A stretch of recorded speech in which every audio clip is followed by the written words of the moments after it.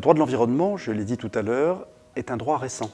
Il est né dans les années 1970 et il faut bien dire que les années 70 sont des années d'une extrême importance pour la conscience écologique. On a notamment en tête, évidemment, ce qu'on a appelé le premier choc pétrolier en 1973-74.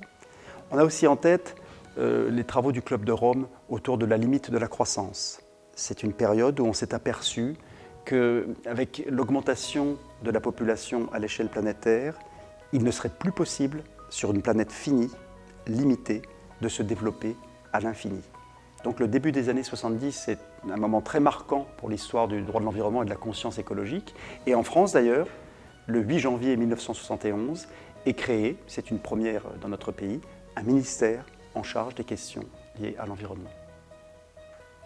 Il y a d'autres étapes, mais les années 70 sont marquantes. Puis, par moments successifs, on a par exemple en droit de l'Union européenne des moments extrêmement importants dans les années 80 avec l'acte unique européen.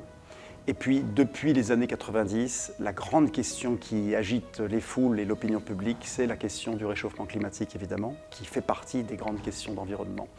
Le protocole de Kyoto, en 1997, marque le début d'une vraie prise de conscience internationale de la gravité de ce qui se présente à nous sous l'angle du climat.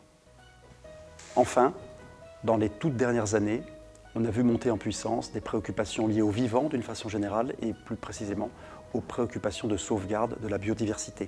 Un rapport de l'IPBES, qui est un peu l'équivalent du GIEC en matière de climat, mais pour la biodiversité, un rapport de mai 2019 montre là aussi à quel point nous sommes peut-être entrés dans une période de 6e extinction des espèces, ce qui nécessite que le droit se mobilise pour éviter la catastrophe.